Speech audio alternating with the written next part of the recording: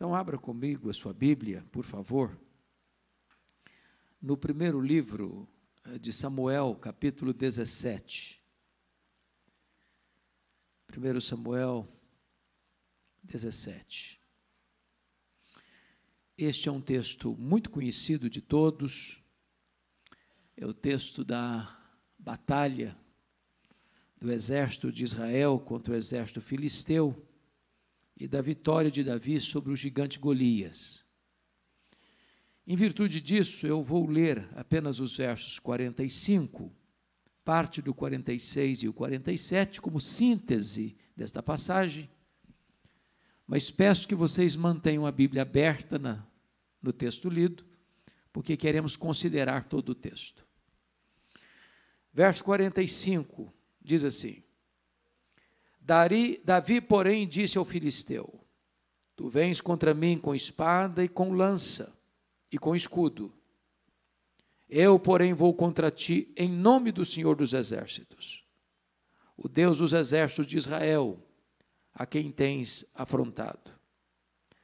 Hoje mesmo o Senhor te entregará nas minhas mãos. Parte final do verso. E toda a terra saberá que há Deus em Israel.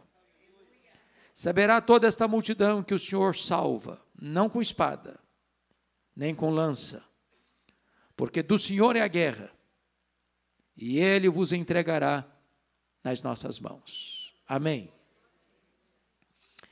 Bom, eu preciso lhe dizer nesta noite que os gigantes existem, e eles são muitos,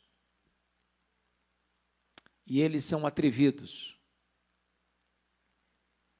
e eles se postam no nosso caminho para nos assustar, para nos aterrorizar, para nos intimidar. Gigante é tudo aquilo que parece ser maior do que você. Gigante é tudo aquilo que intimida você. Há gigantes que estão dentro de nós, há gigantes que estão fora de nós. Há gigantes irreais e há gigantes reais. Há gigantes que nós os criamos no laboratório do medo, e eles se levantam como fantasmas para nos assustarem. Quais são os seus gigantes? Um gigante pode ser uma circunstância, pode ser uma doença, pode ser um relacionamento, pode ser um trauma, uma ferida aberta, um abuso sofrido na infância, pode ser um divórcio doloroso, um luto amargo, pode ser um prejuízo financeiro, pode ser um vício, pode ser um pecado que tenazmente assedia você. Eu não sei quais são os seus gigantes, mas quero lhe dizer que nesta noite Deus não nos chamou para medir a altura dos gigantes, nem para temer os gigantes, nem para fugir deles. Nesta noite Deus nos chama para vencer os nossos gigantes. Os vencedores de gigantes não nascem, eles são feitos.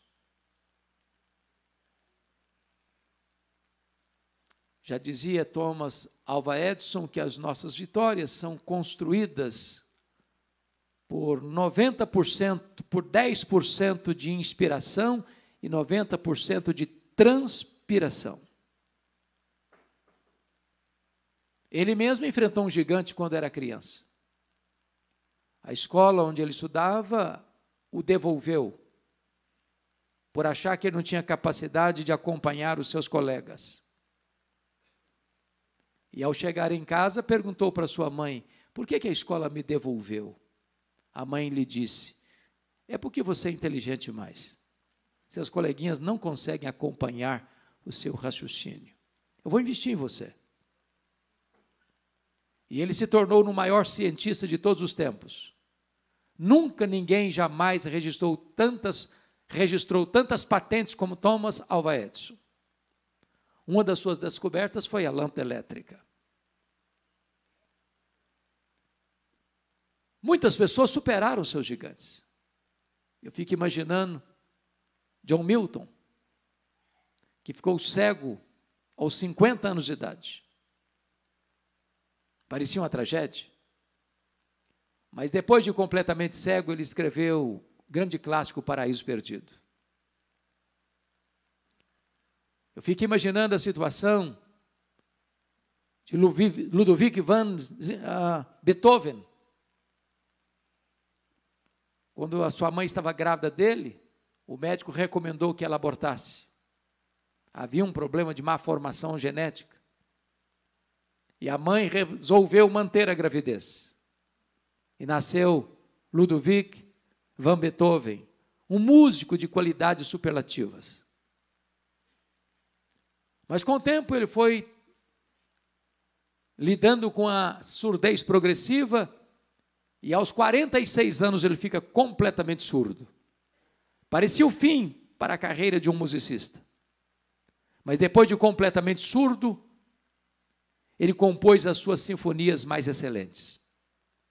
Ele venceu o gigante da surdez, como John Milton vencera o gigante da cegueira. Mas chama a sua atenção para uma das pessoas que mais marcam a minha vida, particularmente, a grande poetisa Fanny Crosby. Esta foi a maior compositora evangélica de todos os tempos. Essa mulher compôs mais de 4.000 hinos. Essa mulher sabia praticamente o Novo Testamento de cor. Esta mulher viveu 92 anos. Essa mulher ficou cega na 6ª semana de vida. Viveu toda a sua vida na escuridão. Mas os hinos que ela compôs ainda nos edifica, nos consola e nos anima. Que segurança tem em Jesus, pois nele gozo paz, vida e luz. Quer estar ao pé da cruz, que tão rica fonte. Hinos de Fanny Crosby. Quais são seus gigantes? Hoje Deus nos trouxe nesta noite chuvosa, nesta santa casa, para nós vencermos os nossos gigantes. Esse texto fala de um enfrentamento, de uma conflagração, de uma guerra. Naquela época as batalhas eram confrontos pessoais. De um lado estava o exército de Israel, do outro lado estava o exército filisteu. E na hora do aceso da batalha, diz a Bíblia, que levanta do lado dos filisteus um duelista, um gigante, com mais de 3 metros de altura, ostentando uma armadura que pesava mais de 60 quilos. A ponta da sua lança pesava mais de 6 quilos. À frente dele um flecheiro. E esse gigante se levanta assintosamente e afronta os soldados de Israel, dizendo: não é necessário lutar, dê-me um homem para lutar comigo. Se ele me vencer, nós serviremos vocês. Se eu vencer, vocês nos servirão. E diz a Bíblia que esse gigante aparece 40 dias, 2 vezes por dia, afrontando os soldados de Saul. E todos acovardados fogem com as pernas bambas de medo. É nesse ínterim que chega nesse acampamento de guerra o jovem Davi, na hora da debandada geral. E ele quer saber o que está acontecendo. E contam para ele, tem um gigante, que é imbatível, que ninguém tem coragem de enfrentá-lo. Ele está humilhando a nação de Israel. É impossível vencê-lo. Todos estamos aqui acovardados e fugindo. Então Davi pergunta: mas quem é esse incircunciso filisteu para afrontar os exércitos do Deus vivo? E Davi se dispôs a enfrentá-lo. E Davi se dispôs a vencê-lo. E é por isso que esse texto relata para nós quais são as marcas de um vencedor de gigantes. Com a Bíblia aberta comigo, peço que você confira quais são essas marcas. Em primeiro lugar, confira o verso 24. Todos os israelitas, vendo aquele homem, fugiram diante dele e temiam grandemente. E diziam uns aos outros, verso 25, vistes aquele homem que subiu? Pois subiu para afrontar a Israel. A primeira marca de um vencedor de gigantes é que ele não escuta a voz dos pessimistas. Quem nunca venceu um gigante vai dizer para você que é loucura enfrentar um. Quem nunca derrubou um gigante vai dizer para você é mais seguro você fugir. Os pessimistas se multiplicam como cogumelos.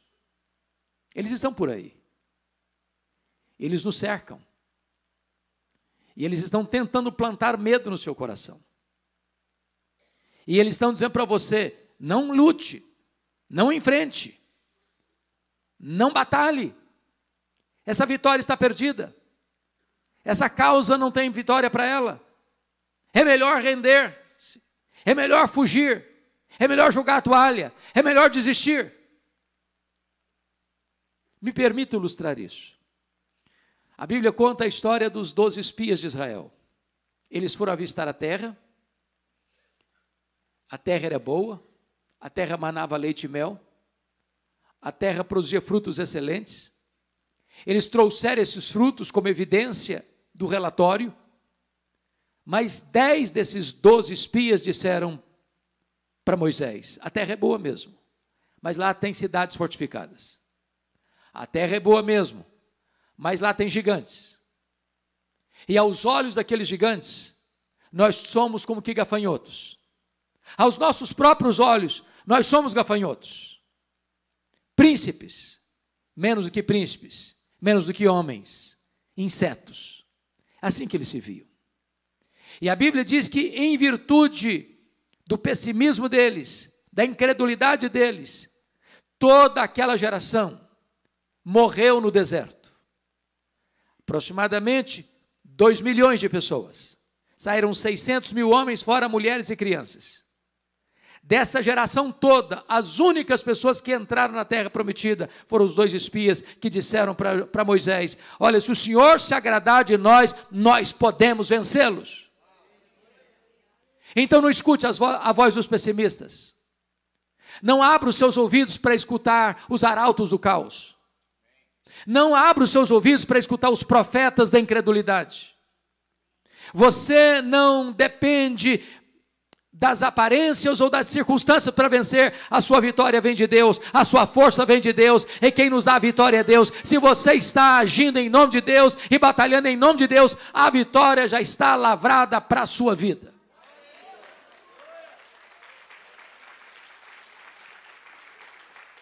Mas há uma segunda lição nesse texto. Quais são as marcas de um vencedor de gigantes? Confira comigo os versos 14 a 16. Davi era o mais moço, só os 3 maiores seguiram Saul.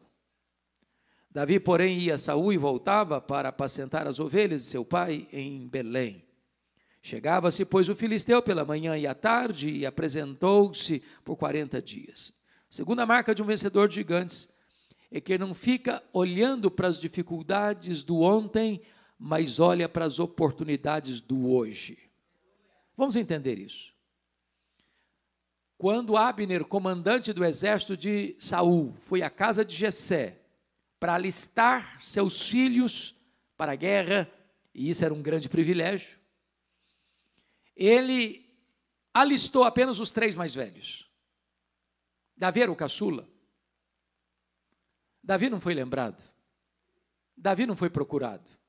Davi não foi alistado. Talvez Abner pensasse, ele não tem cancha para ser soldado. Ele não tem idade para ser soldado. Ele não tem capacidade para ser soldado.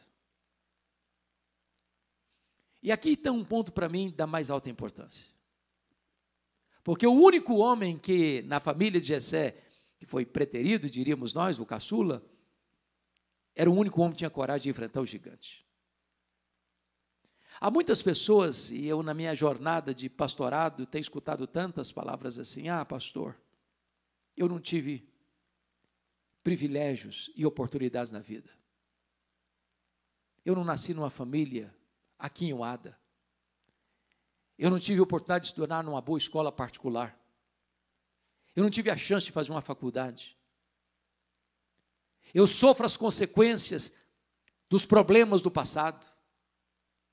E tem muita gente que passa a vida lamentando, reclamando, murmurando, olhando para as dificuldades do ontem, sem olhar para as oportunidades do hoje. Se você ler as biografias e olhar para a história das pessoas, você verá que os maiores vencedores na vida não nasceram em berço de ouro, mas cresceram na urdidura da luta, tonificando as musculaturas da alma no campo aceso de batalha. Pare de ficar lamentando as dificuldades do passado. Pare de murmurar sobre as dificuldades que você enfrentou ontem. Ah, ninguém acredita em mim. Ah, ninguém acredita nos meus dons. Ah, ninguém acredita nos meus talentos. Ah, ninguém nunca me chamou para fazer nada de relevante. Entenda uma coisa, os problemas do passado não são desculpas para você olhar as oportunidades que Deus coloca diante de você hoje, as portas abertas que Deus coloca diante de você hoje.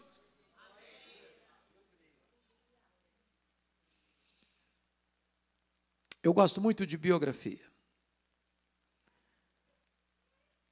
E uma das biografias que mais me impactam aqui no Brasil é de um homem que nasceu no interior de Minas Gerais. Seu pai era um caixeiro viajante, a sua mãe era uma professora pública. Seu pai morre quando ele era ainda criança e a mãe não tinha condições, por causa do pequeno salário, que infelizmente até hoje os professores públicos recebem, não tinha condições de manter o filho nos estudos, fora da cidade de onde ele tinha nascido. E então esse jovem sai de casa, vai para Belo Horizonte, pelo seu empenho, esforço, dedicação, passa num curso de medicina, e foi um estudante tão pobre que durante o seu período de estudo, a sua cadeira era um caixote de tomates. Ele termina o curso, vai para a Europa, ganha bolsa, estuda na França, na Alemanha, retorna de lá, entra na política, consegue consagradoras vitórias no seu estado, mas exatamente em 1956, este homem vai ser eleito presidente da República Federativa do Brasil. E em 1960, ele inaugura no Cerrado Brasileiro, a capital da República, a cidade de Brasília, Juscelino Kubitschek. Se esse homem ficasse olhando as dificuldades do seu passado, ele jamais teria alçado voos rumo ao futuro. Eu quero encorajar você a não ficar olhando pelas lentes do retrovisor, mas subir nos ombros dos gigantes e ter a visão do farol alto. Olhar para frente. Olhar para aquilo que Deus pode fazer na sua vida. Não importa a sua idade. Deus chamou Abraão com 75 anos. Deus pode pegar você na idade que você tem, seja você idoso, seja você um adolescente, e levantar você para fazer diferença na nossa geração. Então não fique olhando para as dificuldades que você já teve, olhe para as oportunidades que Deus está colocando diante de você agora. Quais são as marcas de um vencedor de gigantes? Em terceiro lugar, confira comigo, por favor, os versos 28 a 30. Ouvindo Eliabe, seu irmão mais velho, falar àqueles homens, acendeu-se-lhe a ira contra Davi e disse: por que desceste aqui? E a quem deixaste aquelas poucas ovelhas no deserto? Bem conheço a tua presunção e a tua maldade, desceste apenas para ver a peleja. Respondeu Davi: que fiz eu agora? Fiz somente uma pergunta. Desviou-se dele para outro e falou a mesma coisa. Terceiro lugar, um vencedor de gigantes é aquele que lida sábia e vitoriosamente com seus críticos. Meus irmãos, eu nunca vi ninguém fazendo algo relevante no reino de Deus sem enfrentar críticas. Agora, há críticas e críticas. Há críticas que vêm para destruir você. Elas não têm nenhuma intenção de ajudar você. Elas querem jogar você no chão. Há críticas, entretanto, que são positivas. E nós devemos ter sabedoria para recebê-las. É alguém que nos ama e que nos confronta, que nos aconselha, que nos aponta o caminho. Agora, essa crítica negativa, ela dói. E dói muito. Agora, eu vou lhe dizer quando essa crítica dói mais. Em primeiro lugar, ela dói mais quando ela vem daqueles que deveriam estar do nosso lado e estão contra nós. Quem está criticando Davi aqui é o seu irmão mais velho. Tem gente, irmãos, que joga contra o patrimônio. Tem gente que faz gol contra. Tem gente que torce contra. Tem gente que chora quando você se alegra e tem gente que se alegra quando você chora. Esse tipo de crítico machuca o coração. Em segundo lugar, sabe quando a crítica dói mais? É quando ela vem daqueles que nos conhecem há muito tempo. Se você perceber, o Eliabe é o irmão mais velho, o Davi é o irmão caçula. E então Eliabe, eram vários irmãos, Eliabe viu Davi crescer. Eliabe conhecia Davi, o caráter de Davi. E apesar de conhecer as virtudes de Davi, critica Davi. É triste quando a crítica vem de alguém que convive com você. Nas palavras lá de Jesus, é o amigo que volta contra você o calcanhar. Quando um estranho critica você, você sofre 10 segundos. Fala um palavrão no trânsito para você, faz um gesto indecoroso para você, você fica chateado até dobrar a esquina. Você não sabe quem é a pessoa. Mas quando alguém da sua casa, da sua família, ou da sua igreja, critica você, isso machuca você. Terceiro, quando a crítica dói mais? A crítica dói mais quando ela vem empacotada em destempero emocional. Veja o verso 28, que está escrito o seguinte, olha bem comigo, acendeu-se-lhe a ira contra Davi. Ué, mas o que o Davi fez para Eliabe perteirado? Nada. Mas por que o Eliabe está irado com Davi? Eliabe está irado com Davi porque não suporta a ideia de que Davi, porventura, venha vencer o gigante e ser aplaudido, e esses aplausos não serem para ele. Irmãos, a psicologia humana prova algo muito triste acerca da nossa natureza humana. Nós temos mais facilidade de chorar com os que choram do que nos alegrarmos com os que se alegram. Eu estava lendo, pastores, esta semana, estudando Eclesiastes. Vá rapidinho comigo lá em Eclesiastes, depois não saia aqui do texto não, que eu preciso que você volte para ele. Vá comigo só um pouquinho lá em Eclesiastes 4:4. E eu fiquei impressionado com o que está escrito aqui.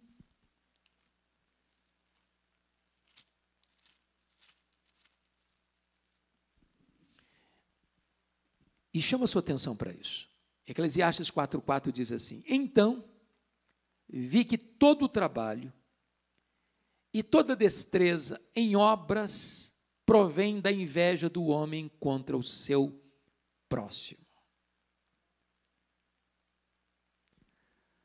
O que Salomão está diagnosticando no coração do homem que vive debaixo do sol, nessa vida apenas no horizonte humano, é que as pessoas trabalham, empreendem, ganham dinheiro, compram casa, apartamento, carro, sítios, fazendas, porque elas querem concorrer com alguém.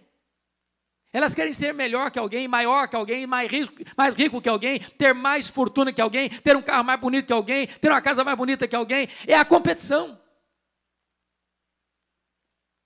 As pessoas não têm prazer em ouvir, olha, Deus está abençoando a minha vida. Ih, está abençoando, mas está abençoando, né?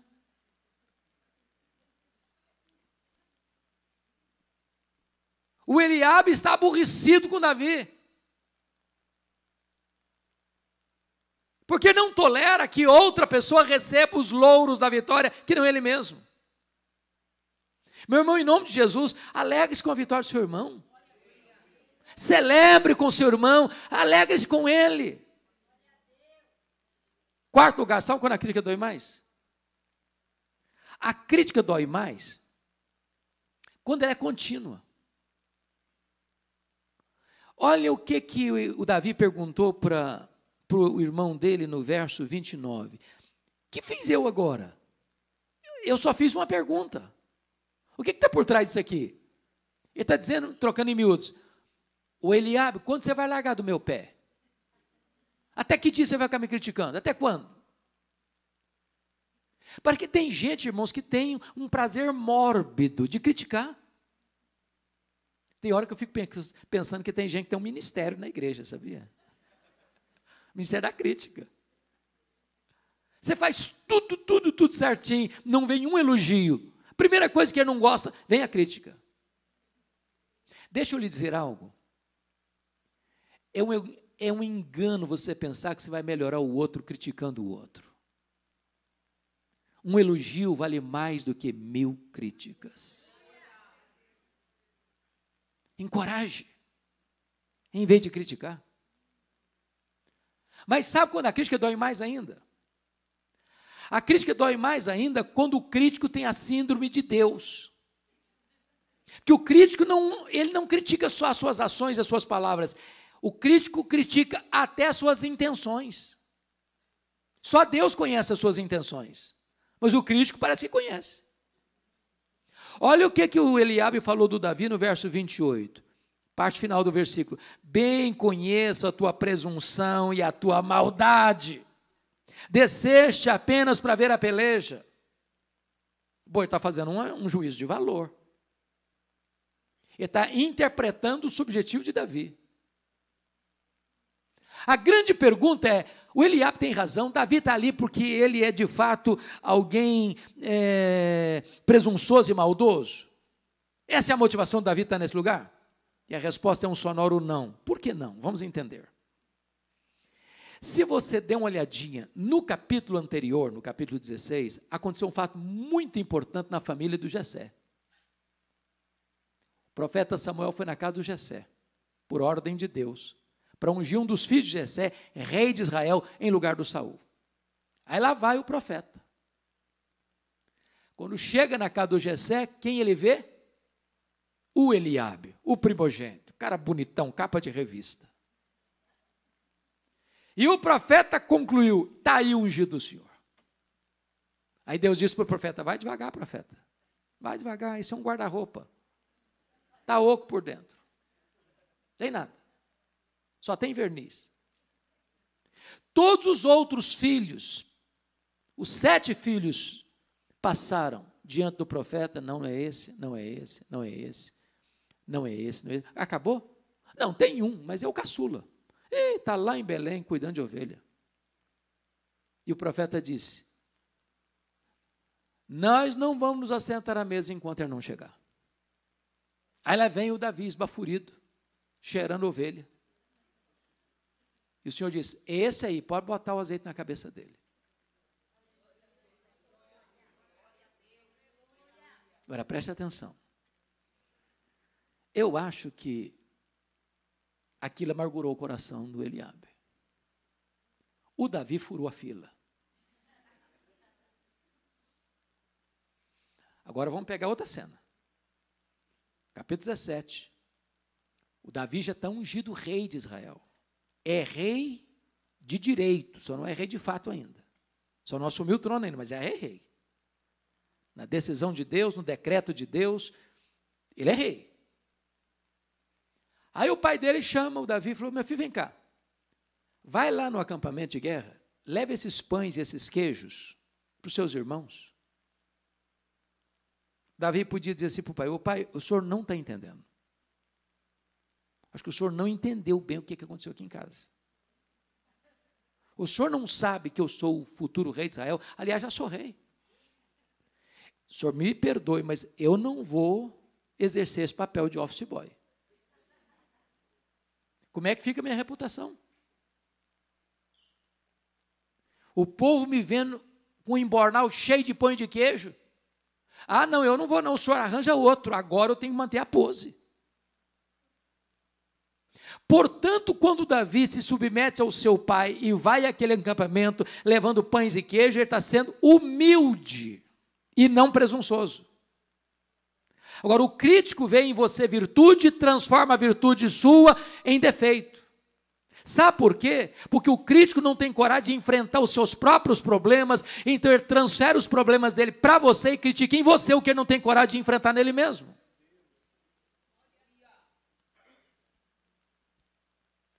Quando é que a crítica dói mais? Finalmente, sabe quando a crítica dói mais? É quando o crítico tenta e visa humilhar você em público. Olha o verso 28. Olha a pergunta que o Eliabe fez para o Davi.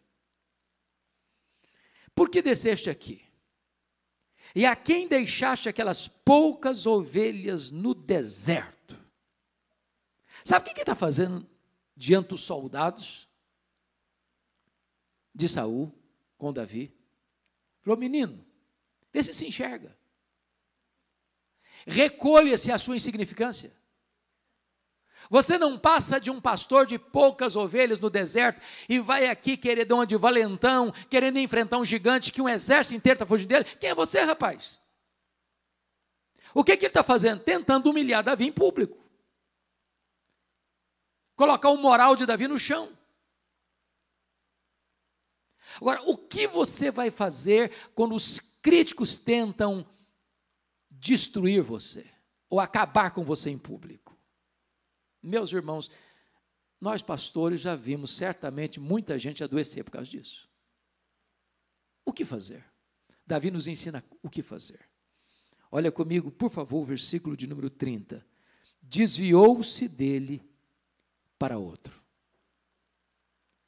Se você escutar os seus críticos, eu vou lhe dizer, você perde a alegria, perde a paz, perde o sono, perde o apetite, perde a saúde, perde o foco, perde a guerra.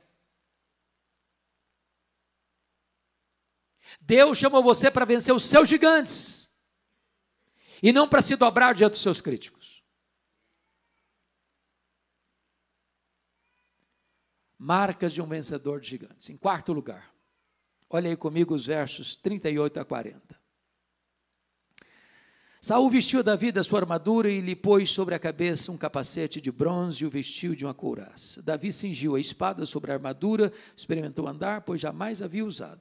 Então disse Davi a Saul: não posso andar com isso, porque nunca o usei. E Davi tirou aquilo de sobre si, tomou o seu cajado na mão, escolheu para si 5 pedras lisas do ribeiro e as pôs num alforje de pastor, que trazia saber no surrão, e lançando mão da sua funda, foi-se chegando ao filisteu. Quarto princípio, quarta marca de um vencedor de gigantes. Um vencedor de gigantes é especialista no que faz. Vamos entender isso aqui. Tem hora que eu leio esse texto, dou risada, sozinho. Porque o texto é hilário. Quando você lê a Bíblia, você percebe que Saul era o cara mais alto de Israel. Era manequim 76. Davi era manequim 42. A hora que botou toda aquela armadura do Saul no Davi, sobrou armadura. Aquilo era um empecilho, era uma tralha. Ele nem sequer conseguiu andar, quanto mais correr ou lutar com a armadura. Ele nunca tinha pegado uma espada na mão. Ele arrancou tudo aquilo dele, jogou fora, disse: tira isso de mim, eu nunca usei, não sei usar, quer isso não. Aí correu lá no ribeiro. E até hoje, quando você visita esse local, tem pedras assim, redondinhas, dá até vontade de você jogar umas também, botou 5 no embornal dele. Pegou a funda e correu na direção do gigante, dizendo o seguinte: olha, com esse negócio aqui, eu sou doutor. Disso aqui eu entendo. Nisso aqui eu sou especialista. Eu sou capaz de acertar um fio de cabelo, quanto mais a testa de um gigante. O que Davi está nos ensinando aqui? Que não adianta você usar roupa de rei sem ser rei. Você não foi chamado para ser igual fulano ou beltrano. Deus só fez você igual a você. Se você não for você, ninguém mais vai ser. Deus vai usar você, com as suas habilidades, com o seu potencial, com a sua capacidade. Agora, preste atenção nisso. Você precisa se especializar no que Deus chamou você para fazer. E eu não estou só falando da questão da fé, não. Estou falando no aspecto geral da vida. Deixa eu ilustrar isso. O mundo hoje, vocês sabem, não é mais o mundo dos generalistas. Não é mais. Todos nós aqui já ouvimos falar e já sabemos disso, por exemplo, do médico que era um médico da família. Médico do vovô, da vovó, do papai, da mamãe, do filho, da filha, do neto, da neta. O médico que atende do alto da cabeça à planta dos pés. Hoje, se a dor é do lado direito, é um médico. Se a dor é do lado esquerdo, é outro médico. Se a dor de dente é de um jeito, é um dentista. Se a dor de dente é do outro jeito, é outro dentista. Então, não importa o que você faz, faça com excelência. Se você faz salgadinho para fora para vender, faça o melhor salgadinho da cidade. Se você é comerciante, seja o melhor comerciante da cidade. Se você trabalha na indústria, trabalhe da melhor maneira na cidade. Agora, se você é crente, não seja crente meia boca, não. Seja crente de verdade.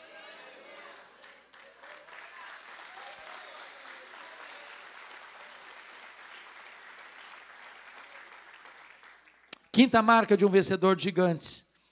Verso 45 a 47, nós não vamos ler porque lemos no começo. A quinta marca de um vencedor de gigantes é que ele compreende e declara que a vitória vem de Deus. Do Senhor é a guerra. E está escrito aí no verso 46, finalmente. O Senhor, parte A do versículo, hoje mesmo o Senhor te entregará nas minhas mãos, e toda a terra saberá que há Deus em Israel. Porque o Senhor salva, não com espada, não com lança, porque do Senhor a guerra, e Ele vos entregará nas nossas mãos. E entendamos isso, irmãos, é tão importante. Tem muita gente que não, se a vitória é do Senhor, se do Senhor é a guerra, então vou cruzar os braços, deixa a coisa acontecer.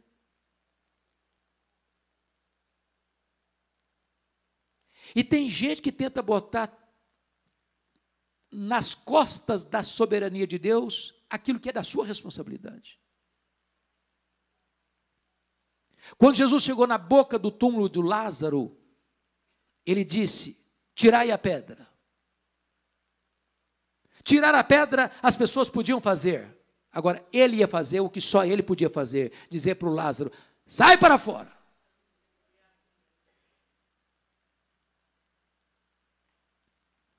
O fato de Deus fazer, o fato de a vitória vir de Deus, não isenta nem você nem a mim de nos prepararmos, de orarmos, de lermos a Bíblia, de vivermos uma vida santa, uma vida piedosa, uma vida de entrega, uma vida de obediência, uma vida de fidelidade. Irmãos amados, a vitória não vem porque somos fortes, porque somos capazes. Davi não entende que a vitória veio porque ele é habilidoso, porque ele sabe jogar pedra, porque ele sabe derrubar gigante. Não. Ele entende uma coisa, ele está preparado, ele tem coragem, ele tem fé, ele tem confiança em Deus, mas a vitória não vem dele, a vitória vem de Deus, porque toda a glória deve pertencer a Deus. Não há espaço para vaidade, não há espaço para soberba, não há espaço para aplausos humanos. A glória só pertence a Deus.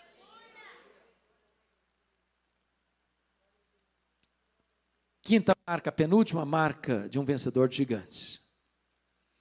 Versículo 48, confira aí comigo.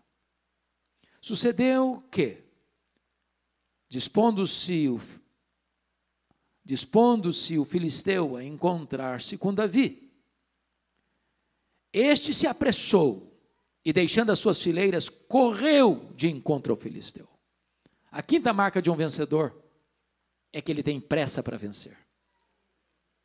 Se você compara o verso 48 com o 24, você vai perceber que enquanto os homens, os israelitas, os soldados de Saul, fugiam de diante do gigante, Davi correu de encontro ao gigante. Não foge, enfrenta. Não se acovarda, tem pressa. E sabe, irmãos, aqui tem um ponto tão importante. Porque há muitas batalhas na vida e há muitos gigantes na vida que precisam ser enfrentados e a gente vai adiando essa luta. É aquela conversa, é aquele confronto, é aquela decisão. Vai empurrando com a barriga, vai jogando debaixo do tapete, vai postergando a decisão. E tem coisas na vida que, se você não agir já, elas vão encroando, passando do ponto. Então eu quero hoje perguntar a você, quais decisões você está adiando e que você precisa tomar com urgência? Em vez de ficar fugindo, acovardado, tomar a decisão de hoje mesmo. Em vez de ficar fugindo, você correr com pressa para enfrentar o problema, para vencer o problema, para resolver o problema.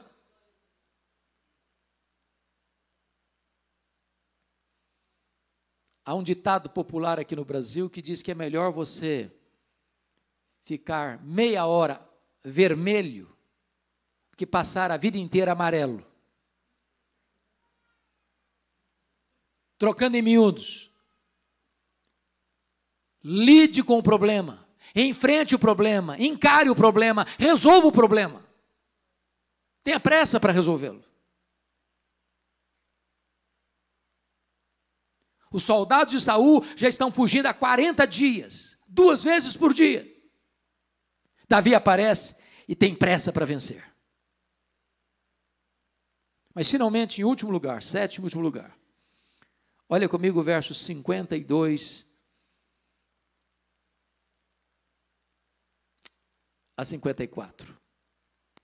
Então os homens de Israel e Judá se levantaram e jubilaram e perseguiram os filisteus até Gate, até as portas de Ecrom.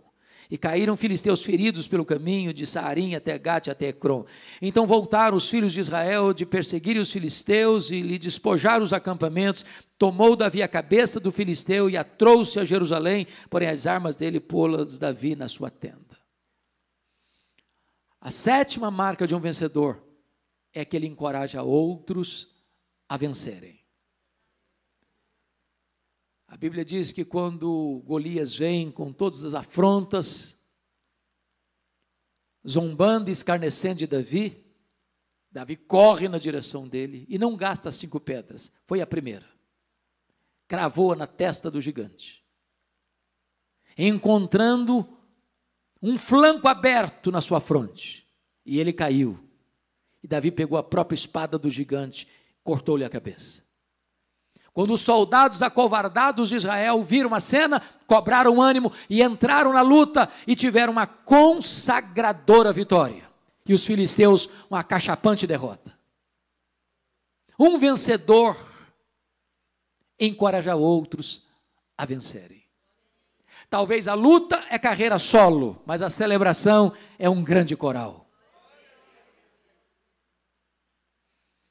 Talvez você olhe na igreja, os bancos, e você se lembre de alguém que já esteve aqui, e não sei por que razão não está mais aqui. A Covid, ou um problema pessoal, ou familiar, não sabemos. E às vezes a gente quer botar toda a responsabilidade nas costas do pastor, ou dos obreiros. E Deus está chamando você para dar uma olhada, dizer: meu Deus, eu quero ser o encorajador. É o telefonema que você precisa dar, é a visita que você precisa fazer,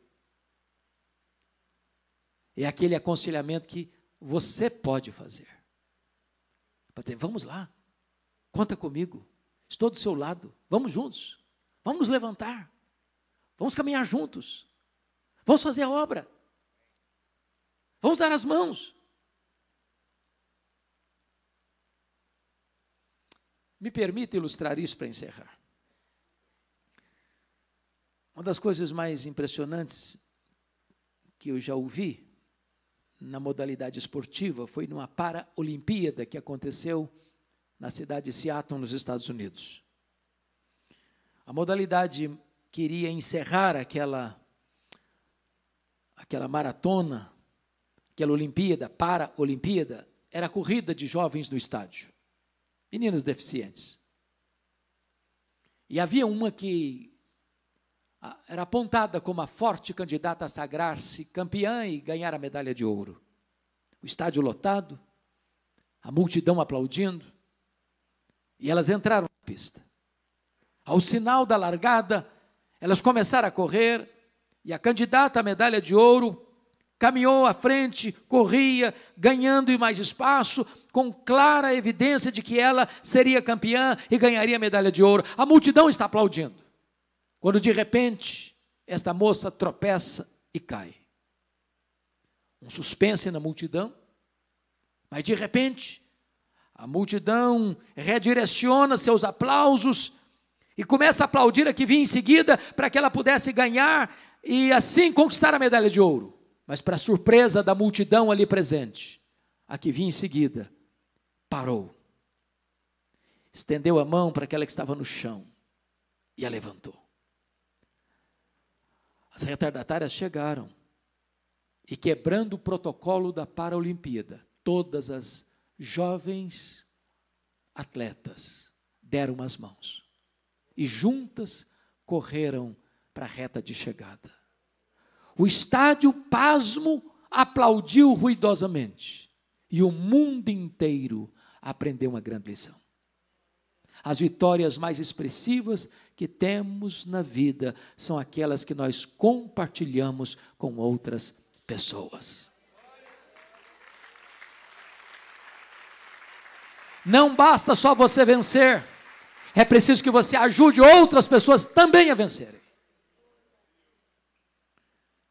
Davi foi um vencedor, mas Davi foi um homem, como você e eu, com as nossas fraquezas.